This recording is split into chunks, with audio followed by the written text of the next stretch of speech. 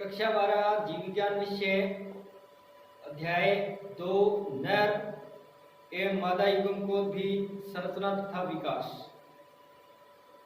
Mail gametophyte and female gametophyte. पिछले first chapter के अंदर हमने ये सीख लिया था कि पुष्प में कौन कौन से भाग होते हैं। एक पुष्प की संरचना हमने देखी थी। पुष्प एक जनन इकाई के रूप में हमने पढ़ा था कि पुष्प एक जनन इकाई होती है और इसमें 4 चक्कर या आवश्यक चक्कर होते हैं। 2 चक्कर सहायक चक्कर होते हैं। तो सहायक चक्कर कौन से होते हैं? बाह्य दल पुंज व दल पुंज, ये सहायक चक्र हैं। ये जनन में प्रत्यक्ष रूप से भाग नहीं लेते, इसलिए इनको हम सहायक चक्र कहते हैं। ये स्टेराइल होते हैं, ये बंद होते हैं। दूसरा जो चक्कर है, हम जो पुष्प के भाग हैं उनको 2 चक्रों में बांटते हैं, 2 भागों में बांटते हैं, यानी सहायक चक्कर और आवश्यक चक्कर। सहायक चक्कर बाह्य दल पुंज और दल पुंज, और जो आवश्यक चक्कर हैं उनको हम कहते हैं पुंकेसर और जयाम, उमंग व जयाम, ये आवश्यक चक्कर है। एंड्रोशियम एंड गाइनोशियम, ये प्रत्यक्ष रूप से जनन क्रिया में भाग लेते हैं और जननक्षम होते हैं, बंधे होते हैं। इन्हीं के कारण जनन की क्रिया संपन्न होती है, इसलिए इन्हें आवश्यक चक्कर कहते हैं। तो हम यहाँ पर एक और बात करेंगे कि जो पुष्प है वो बीजाणु पर्ण को धारण करता है, बीजाणु पर्ण को धारण करता है। इसलिए हम फ्लावर को ये कह सकते हैं कि बीजाणु पर्ण को धारण करने वाला प्रो होता है, शूट, स्पोरोफिल बियरिंग शूट होती है। जो फ्लोर है उसमें स्पोरोफिल्स पाए जाते हैं। 2 प्रकार के स्पोरोफिल्स हैं। कौन कौन से स्पोरोफिल्स हैं? Microsporophyll and megasporophyll. लघु बीजाणु पर्ण और गुरु बीजाणु पर्ण। लघु बीजाणु पर्ण लघु बीजाणु धानियों को धारण करता है। गुरु बीजाणु पर्ण गुरु बीजाणु धानियों को धारण करता है। लघु बीजाणु है वो लघु बीजाणु धानी में बनते हैं और गुरु बीजाणु है वो गुरु बीजाणु धानी में बनते हैं। तो इस प्रकार हम ये कह सकते हैं कि पुष्प है वो एक स्पोरोफिल बियरिंग सूट है, फ्लोर मॉडिफाइड सूट है।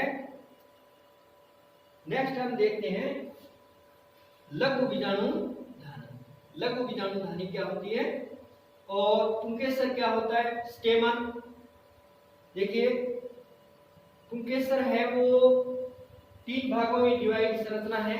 यहाँ हम देख सकते हैं ये ऊपर वाला ऊपर बड़ा भाग है, ये इसको हम कहते हैं खुला हुआ भाग एंथर या परागकोश। ये परागकोश है। अब परागकोश 2 परागपालियों से बना है, एक परागपाली ये, एक परागपाली ये एंथर लोब है और ये दोनों एंथर लोब है वो योनि द्वारा जुड़ी हुई, योनि द्वारा जुड़ी हुई एंथर लोब। और नीचे एक लंबा भाग है जिसको हम कहते हैं फिलामेंट। योनि के अंदर सवनकुल होता है और पूर्ण तंतु है। इसके शीर्ष भाग पर ये दोनों परागपालियां उपस्थित यानी परागकोश होता है। अब परागकोश को यदि हम यहाँ से कट करके देखें, कट करें इसको, टीएस देखें इसका, तो टीएस कुछ इस प्रकार से हमें दिखाई देगा। ऊपर वाला पार्ट अलग और ये देखिए नीचे वाला पार्ट, यहाँ इसको कट करके इस प्रकार से इसका टीएस करके और ऐसे इसको देखेंगे तो ये संरचना हमें दिखाई देगी।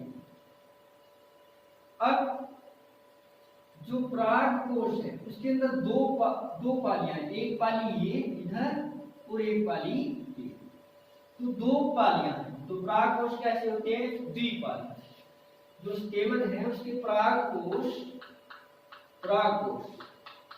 है वो द्विपालित होते हैं और अधिकांश पादपों में द्विपालित। लेकिन फैमिली जो मालवेसी फैमिली है, मालवेसी कुल के अंदर एक पाली परागकोश, एक पाली यूनिलॉक्ड होते हैं, एक पाली। अब देखिए जो लघु बीजाणुधानी है, जो लघु बीजाणु, हम पुंकेसर को क्या कह सकते हैं? पुंकेसर, पुंकेसर को हम लघु बीजाणुकरण कह सकते हैं। ये लघु बीजाणुकरण, लघु बीजाणुकरण।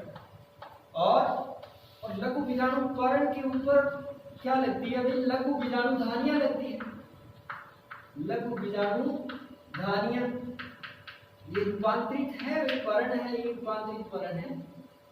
Microsporangia, microsporophyll bears microsporangia. तो माइक्रोस्पोरेंजिया लघु बीजाणुधानियों को धारण करता है। और लघु बीजाणुधानियों के अंदर क्या बनते हैं? लघु बीजाणुधानियों के अंदर लघु बीजाणु बनते हैं। क्या बनते हैं?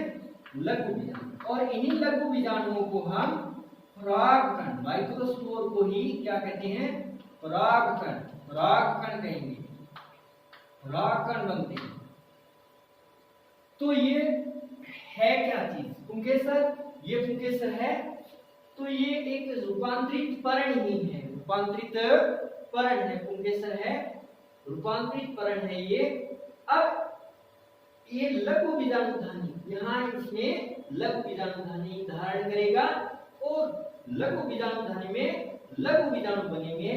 परागकणों को ही, उन लघु बीजाणुओं को ही हम परागकण कहेंगे। ये लघु बीजाणु और परागकण एक ही बात। अब यहाँ देख लेंगे कि ये लघु बीजाणु और लघु बीजाणुधानी है कहाँ पर इसमें?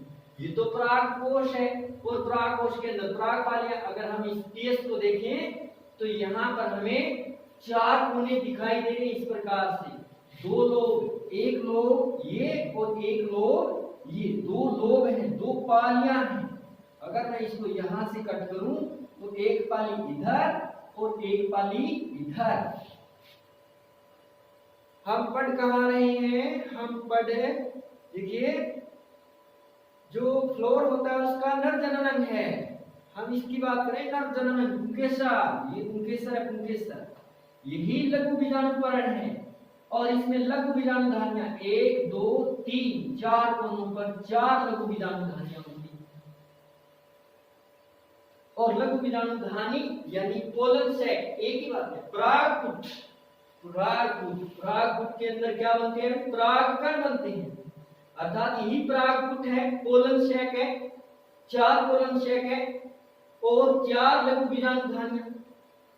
तो लघु बीजाणुधानी बोलिए या फिर पोलन सैक बोलिए, एक ही बात। तो पोलन सैक के अंदर क्या है? Pollen grain. और पोलन सैक को यदि मैं लघु बीजाणुधानी कहूं तो लघु बीजाणुधानी के अंदर क्या है? लघु बीजाणु। माइक्रोस्पोर, माइक्रोस्पोर को हम क्या कहेंगे? पोलन ग्रेन, परागकण। देखिए समझने की कोशिश कीजिए, यहाँ 4 कोनों पर 4 लघु बीजाणुधानियां, एक पाली के अंदर 2 लघु बीजाणुधानी। तो कुल मिलाकर यहाँ 2 पाली है, तो 4 लघु बीजाणुधानी हो गई। कितनी? 1 2 3 4, 4 लघु बीजाणुधानियां हैं। हम इसके आवर्ती चित्र को यहाँ देख रहे हैं और इसमें 4 लघु बीजाणुधानियां हमें दिखाई दे रही है। ये इसका सेलुलर डायग्राम, ये सेलुलर है और ये आउटलाइन दिखाई दे रही है, आउटलाइन है। बीच में यहाँ संबंधपूल है, कनेक्टिव है, ठीक है। इस कनेक्टिव पार्ट है और कनेक्टिव पार्ट के अंदर ये एक संबंधपूल है, वेस्कुलर सप्लाई है। तो एक पाली में 2 लघु बीजाणुधानियां, कुल मिलाकर 4 लघु बीजाणुधानियां। ये बात है कब की? जब इमैच्योर, अपरिपक्व अवस्था का परागकोश होता है। परागकोश अभी परिपक्व नहीं हुई, इसमें परागकण पूर्णतः विकसित नहीं हुए, परागकण नहीं बने। तो यहाँ पर हमें क्या दिखाई देगा? हमें 4 लघु बीजाणुधानियां दिखाई देगी। अब यदि परागकण परिपक्व होता है तो जो परागकण परिपक्व होता है तो ये जो लघु बीजाणुधानी है, एक पाली की दोनों लघु बीजाणुधानियां आपस में मिल जाती है, जुड़ जाती है, आपस में जुड़ जाती है। और आपस में जुड़ने से यहाँ पर ये कब होता है? परिपक्व अवस्था में होता है। जब परिपक्व हो जाती है तो एक पाली की दोनों लघु बीजाणु धानियां हैं वो जुड़ जाती है। दोनों लघु बीजाणु धानियां जुड़ने से एक पाली में एक चैम्बर बन जाता है, एक चैम्बर, एक कोष्ठ बन जाता है, एक कोष्ठ। इस प्रकार एक पाली में एक कोष्ठ, तो ये पराग कोष्ठ तो द्विपालित है, द्विपालित है तो दो कोष्ठ बन गए। इसका मतलब जो पुंकेश जो पराग कोश है वो कैसा है? द्विपालित है। और फैमिली मार्वेसी में एक पालित होते हैं, मोनोथिकस होंगे। और ये द्विपालित जो पराग कोश है उसको कहेंगे बाइथिकस, बाइथिकस या द्विकोष्ठी, द्विकोष्ठी पराग कोश bithecous. Bilobed bithecous, unilobed monothecous, family Malvaceae monothecous. Monothecous पराग कोश है वो किसमें पाए जाएंगे? Family Malvaceae. अब मोनोथिकस क्यों कहा? क्योंकि एक ही कोष्ठ है, एक ही कोष्ठ है। एक पाली है तो एक कोष्ठी हो गया, क्योंकि एक पाली में दो लघु बीजाणु धानियां हैं और परिपक्व अवस्था में वो दोनों लघु बीजाणु धानियां आपस में जुड़ जाती है और एक कोष्ठ बनाता है, एक चैम्बर बनता है। उस चैम्बर को हम एक कोष्ठ कहेंगे। पोलन शेक है वो एक ही पोलन शेक बन जाता है दोनों पोलन शेक का। तो ऊपर ठसाठस ये ऊपर से नीचे तक ये पराग कणों से या लघु बीजाणुओं से भरा होता है। ये लघु बीजाणुओं से ये पूरा परागकोश, एक पूरा परागकोश, एक परागकोश की एक पाली पूरी भरी हुई होती है। अब हम देखते हैं इसके कि ये पराग, ये जो संरचना है वो किस प्रकार से कैसे विकसित हुई।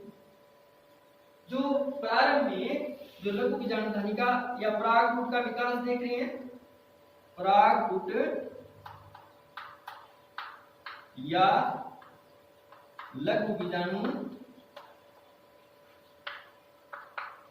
धानिका विकास कैसे होता है? लघु बीजाणु धानिका विकास कैसे? अब जो प्रारंभिक अवस्था में जब ये संरचना कंप्लीट नहीं हुई, बनी नहीं है, उस समय क्या होता है कि जो परागकोश है वो किस प्रकार का? एपिडर्मिस से घिरा हुआ होता है। किससे घिरा हुआ होता है? एपिडर्मिस। इसके चारों ओर क्या है? एपिडर्मिस। ये देखिए, ये सेल्स ऑफ एपिडर्मिस है, एपिडर्मिस है। अब इसके अंदर वाला जो है सारा का सारा ऊतक कैसा है? Homogeneous tissue. ये कैसा टिश्यू है? होमोजेनस, यानी सभी कोशिकाएं एक जैसी है। यहाँ की सभी कोशिकाएं एक जैसी है, इनमें कोई विभेदन नहीं है कि कौन सी कोशिका आगे क्या बनाएगी। कोई अविभेदित कोशिकाओं का समूह है, मास ऑफ सेल्स है यहाँ पर। तो ये कोशिकाएं हैं अब विभेदित होगी, इनमें संरचनात्मक परिवर्तन होंगे और संरचनात्मक परिवर्तन होने से जो इस प्रकार का जो हम टीएस इधर देख रहे हैं,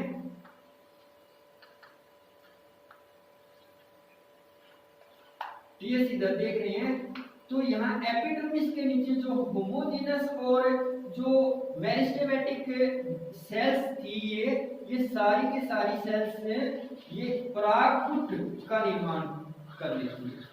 यानी चार कोनों पर परागकूट, यानी परागकूट बनने लगते हैं, परागकूट बन जाते हैं। लेकिन परागकूट है वो अभी भी कैसा है? प्रारंभिक अवस्था में है। हमें यहाँ पर अन्य संरचनाएं दिखाई नहीं देगी। हमने अभी क्या किया है? अभी हमारे पास जो मेरिस्टेमेटिक कोशिकाएं थी, जो एपिडर्मिस के नीचे जो ऊतक था, जो विभज्योत की ऊतक था, उसने परागकूट, उसमें संरचनात्मक परिवर्तन हुए और परागकूट बने। कितने परागकूट बने? 4 परागकूट बने। देखिए हमारे पास अब 4 प्रागुट आ गए हैं। अभी मैं दोबारा बता रहा हूं ये बात है कि प्रारंभिक अवस्था के अंदर जब ये लघु बीजाणु ध्वनियां पूरी तरह बनी नहीं, उस समय क्या होता है कि एपिडर्मिस बाहर, प्रागकोश के बाहर कैसी जो लेयर होती है एपिडर्मिस होती है। एपिडर्मिस के नीचे सारा ऊतक है वो एक जैसा होता है, सारा ऊतक एक जैसा होता है।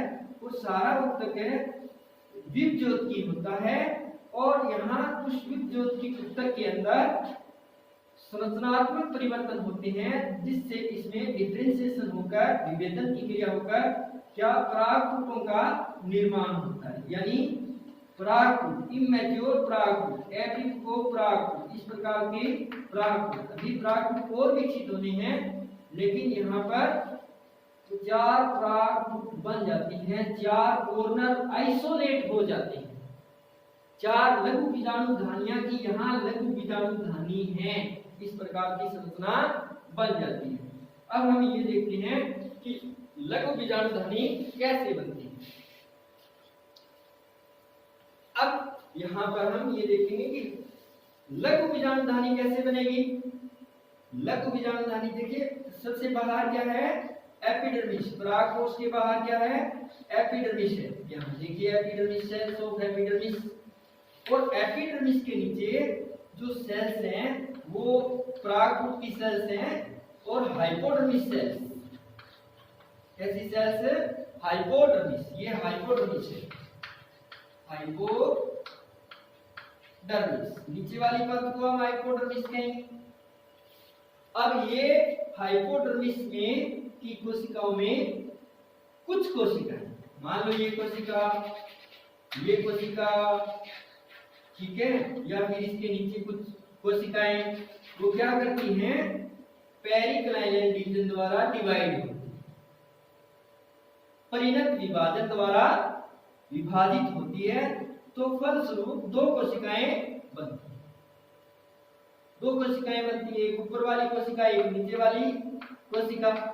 तो ऊपर वाली कोशिका है उसको हम कहेंगे, देखिए primary parietal cell, primary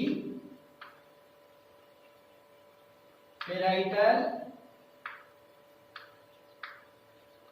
cell, and नीचे वाली सेल होगी प्राइमरी स्पोरोजिनस सेल। दोबारा बताता हूं मैं एक बात, ये एपिडर्मिस, एपिडर्मिस के नीचे हाइपोडर्मिस है और हाइपोडर्मिस की कोशिकाएं प्रोमिनेंट न्यूक्लियाई वाली कोशिकाएं सघन जीवद्रव्य युक्त हो जाती है, आकार में बड़ी हो जाती है। कुछ कोशिकाएं अलग से आइसोलेट होती है, उन कोशिकाओं को हम आर्किस्पोरियल सेल कहेंगे, प्रपसु, प्रपसु कोशिकाएं, आर्किस्पोरियल सेल। ये जो सेल्स है, जो एपिडर्मिस के नीचे वाली सेल्स है, ये सेल्स सघन जीवद्रव्य युक्त व आकार में बड़ी अन्य कोशिकाओं से विभेदित हो जाती है, इसलिए हम इनको क्या कहेंगे प्रसपु कोशिकाएं, या इनको कहेंगे अंग्रेजी में आर्किस्पोरियल सेल, आर्किस्पोरियल सेल। ये आर्किस्पोरियल सेल है। इन आर्किस्पोरियल सेल्स के अंदर क्या होता है पेरिक्लाइनल डिवीजन या परिणत विभाजन होता है। परिणत विभाजन के फलस्वरूप 2 कोशिकाएं बनती हैं, एक ऊपर कोशिका बन गई, देखो एपिडर्मिस के नीचे हो रहा है एक, एपिडर्मिस के नीचे एक ऊपर कोशिका बन गई, उस कोशिका को हम कहेंगे प्राइमरी पैराइटल सेल, और एक नीचे कोशिका बन गई, उसको कहेंगे प्राइमरी स्पोरोजिनस सेल। अब ये कोशिका है वो कोई एक कोशिका ही तो इस प्रकार का काम नहीं कर रही, अन्य कोशिकाएं भी इस प्रकार का काम कर रही है कि 2 उसमें भी परिणत विभाजन हुआ, एक ऊपर कोशिका बनी, एक नीचे कोशिका बनी। तो फलस्वरूप हम ये कह सकते हैं कि लेयर बन गई, 2 लेयर बन गई, एक ऊपर लेयर बनी है, एक नीचे की ओर लेयर बनी है। अब मैं ऊपर वाली लेयर को कहूंगा कि primary parietal layer,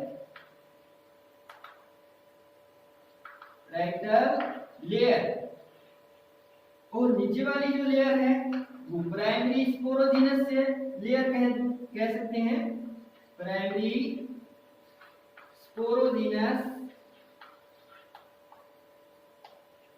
layer, primary sporogenous layer and primary parietal layer. अब जो प्राइमरी पैराइटल लेयर है, ऊपर वाली जो लेयर है, इसमें और परिणत व अपनत पेरिक्लाइनल व एंटीक्लाइनल डिवीजन होते हैं, जिसके फलस्वरूप ये अधिक कोशिकाओं युक्त और ज्यादा लेयर्स की बन जाती है, कई लेयर्स की बन जाती है। और जो प्राइमरी पैराइटल लेयर है, इसके अंदर परिणत व अपनत विभाजन होते हैं, और परिणत व अपनत विभाजन से परागकोश की भित्ति का निर्माण करती है। इसकी भित्ति के परागकोश की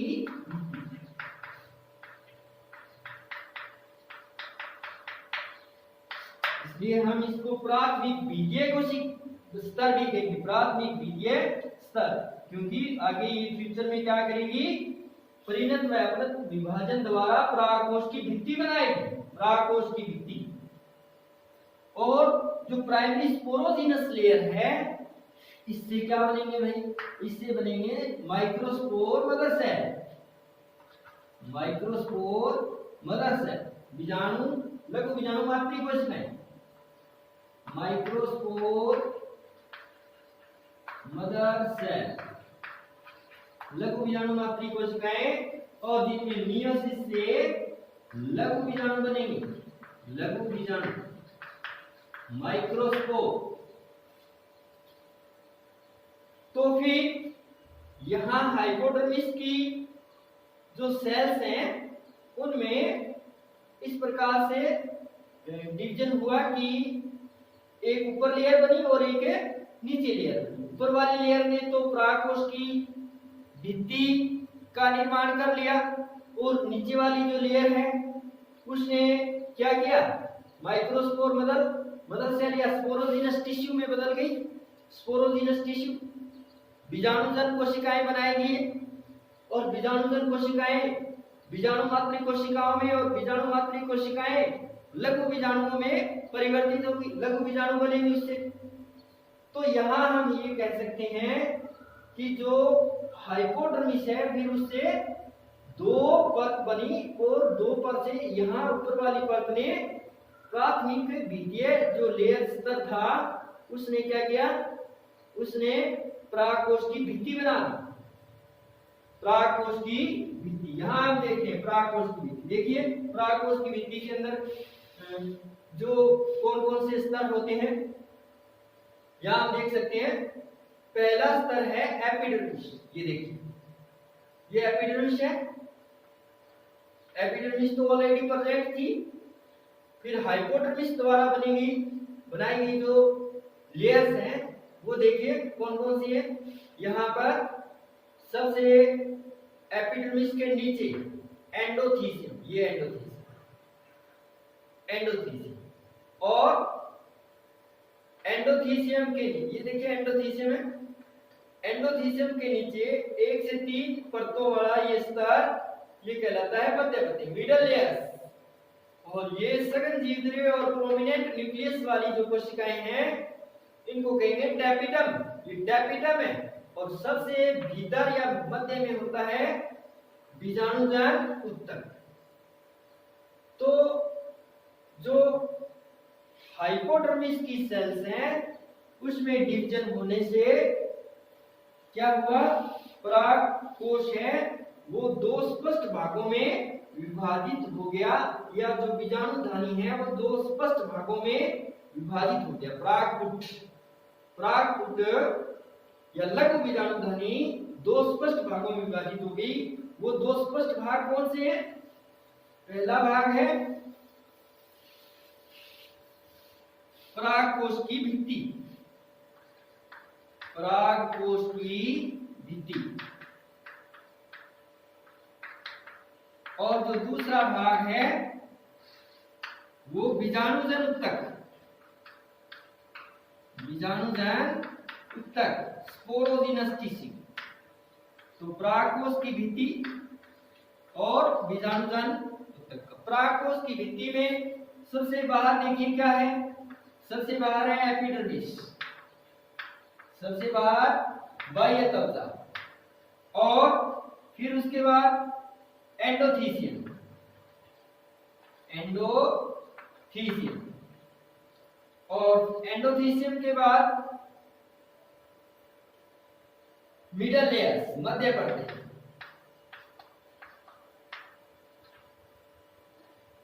और मिडल लेयर्स के बाद देखिए कैपिटम। अब प्रत्येक को देखिए, एपिडर्मिस परागकोश के चारों ओर है, और यहां पर स्पर्श रेखीय दिशा में ये दीर्घित होती है, और मेजॉरिटी पर ये सूख जाती है, स्ट्रेच हो जाती है, खिंच जाती है एपिडर्मिस। और एपिडर्मिस परागकोश की सुरक्षा का कार्य करती है। एपिडर्मिस सबसे बाहर, ये आप एपिडर्मिस देख रहे हैं, एपिडर्मिस। नेक्स्ट जो है एंडोथीसियम, एंडोथीसियम एपिडर्मिस के नीचे होती है, एंडोथीसियम, और एकल स्तर होता है, एक स्तर वाली होती है, और इसके अंदर जो अल्फा सेलुलोज है उसका जमाव हो जाता है, अल्फा सेलुलोज का, अल्फा सेलुलोज के जमाव से इस प्रकार की, ये मैंने यहाँ ऊपर आवर्धित बताया है, एक ऊपर एपिडर्मिस और नीचे है ये पर्द एंडोथीसियम। जो एंडोथीसियम है इसके अंदर अल्फा सेलुलोज के जमाव से ये रेशेदार पट्टियां बन जाती है, ये रेशेदार पट्टियां, यू आकार की रेशेदार पट्टियां बन जाती है, और ये यहां इस दो पालियों के बीच में देखिए, यहां आया, और ये एक पाली की दो लघु बीजाणुधानियों के बीच वाला भाग। अब ये देखिए एक पाली है, ये एक पाली है, और एक पाली में दो लघु बीजाणुधानी, और दो लघु बीजाणुधानियों के बीच का पार्ट ये है, दो लघु बीजाणुधानियों के बीच का पार्ट ये, और इस पार्ट की यहाँ जो एंडोथीसियम की कोशिकाएं हैं ये पतली भित्ति वाली होती है, और पतली भित्ति वाली होने से ये जब सूखती है तो सूखने से ये फट जाती है, खिंचाव उत्पन्न होता है, खिंचाव उत्पन्न होता है। देखिए सूखने से ये फट जाएगी और खिंचाव उत्पन्न होगा, खिंचाव उत्पन्न होने से यहाँ से टूट जाएगी, क्योंकि यहाँ पर एक नहीं दो जो लघु बीजाणुधानियां हैं उसमें एक हो जाती है, ये भाग पूरा का पूरा एक हो जाएगा, एक होने से यहाँ से परागकण बाहर निकल जाएंगे, अर्थात एंडोथीसियम है वो परागकोश के सफुटन में भी मदद करती है, सफुटन डिहाइसेंस ऑफ एंथर, एंथर के सफुटन में मदद करती है, इसलिए इसको ओष्ठ कोशिका युक्त भाग कहते हैं, ओष्ठ कोशिकाएं पाई जाती है, क्योंकि यहाँ एंडोथीसियम पतली भित्ति वाला होता है, सूखने पर स्ट्रेस होने पर ये जल्दी टूट जाती है यहाँ से, और यहाँ वाला भाग ओपन हो जाता है। ओपन होना मतलब इससे परागकण बाहर आ जाएंगे, इसको कहते हैं परागकोश का सफुटन, डिहाइसेंस ऑफ एंथर। तो यहाँ पर ये ओष्ठ वाला पार्ट है, इसको कहेंगे stomium, stomium, stomium, STOMIUM, stomium. तो यहाँ स्टोमियम है, तो हमने देख लिया एपिडर्मिस, और उसके नीचे है एंडोथीसियम, एंडोथीसियम एक परत। एंडोथीसियम के नीचे है 1 से 3 परतों की, 1 से 3 परतों की, यहाँ हमने 2 ही परतें दिखाई है, 1 से 3 परत, एक परत की भी हो सकती है, 2 की हो सकती है, और 3 परत की भी हो सकती है, तो 3 परतों की होती है मिडल लेयर्स, अब मिडल लेयर्स मध्यवर्ती होती है, ये अल्पकालिक होती है, ज्यादा समय तक ये सर्वाइव नहीं करती। यहाँ पर जैसे जैसे लघु बीजाणुधानी का विकास होता है वैसे वैसे ये गायब हो जाती है। तो इनका कोशिका द्रव्य है वो पोषण के, लघु बीजाणुधानी के अंदर पोषण के काम आ जाता है, लघु बीजाणु के पोषण के रूप में इसको काम में ले लेते हैं। यहाँ पर नेक्स्ट जो मिडल लेयर्स हैं उनके नीचे जो परत है, ये परत है, ये आप देख रहे हैं सघन जीव द्रव्य वाली और प्रोमिनेंट न्यूक्लियस वाली कोशिकाएं, स्पष्ट केंद्रक वाली कोशिकाएं।